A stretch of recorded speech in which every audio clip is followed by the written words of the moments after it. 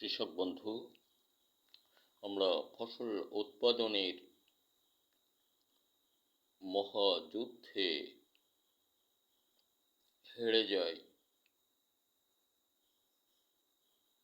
কারণটা হলো একমাত্রই ভুল সিদ্ধান্ত দানকারীদের জন্য। তাছাড়া আমরা কৃষক, ফসল উৎপাদনের মহাকৌশলী।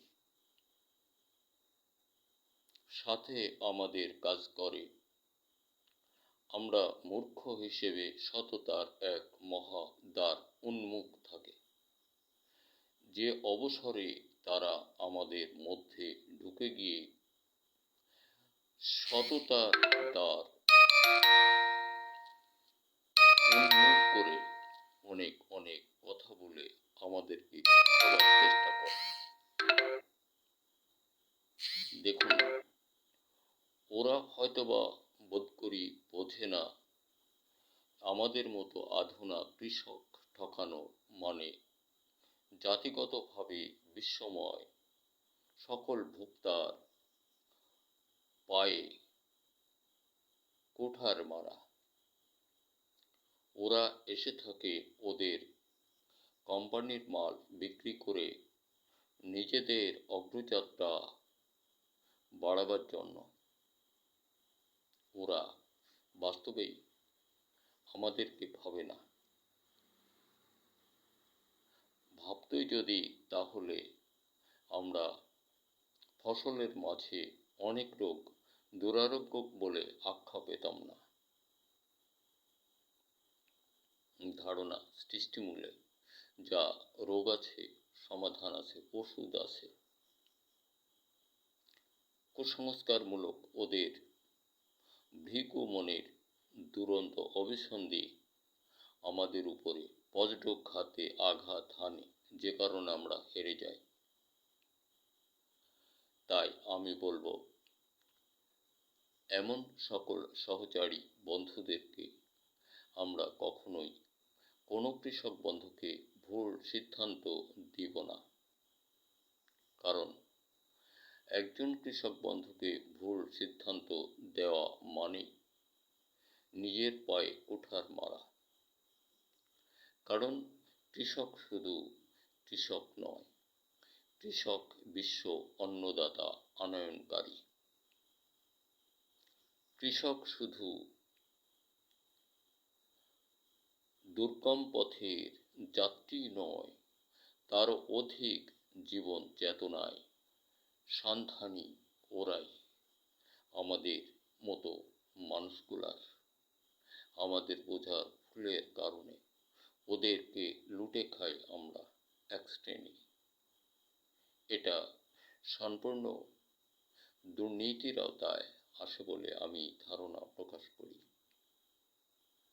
তাই সকল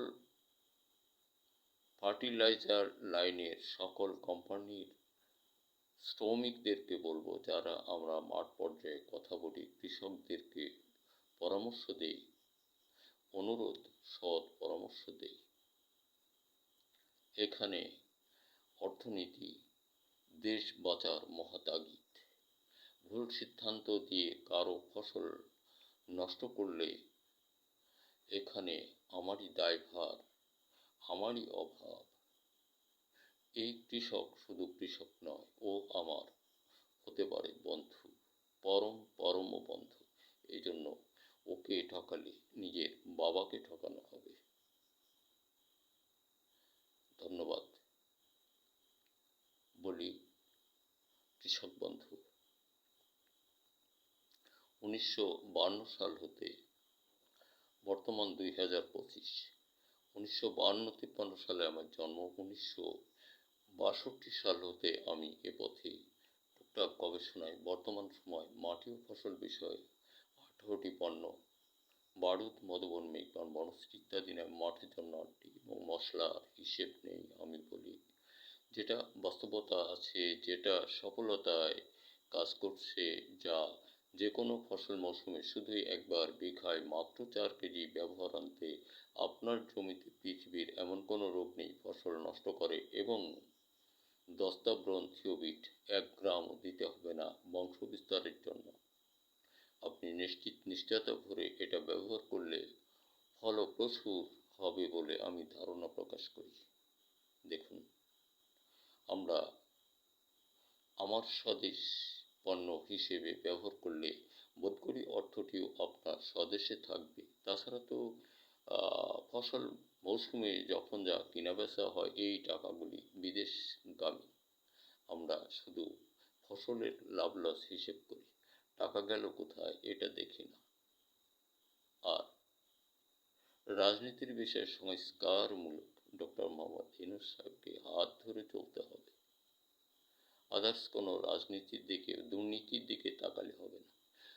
রাজনীতি শব্দটা শুধুমাত্র ডক্টর ইউনূস সাহেব ব্যবহার করছেন, তাছাড়া আর যত দল আছে সকলে আমরা দুর্নীতির মহা শীর্ষের শ্রেষ্ঠ গুরু।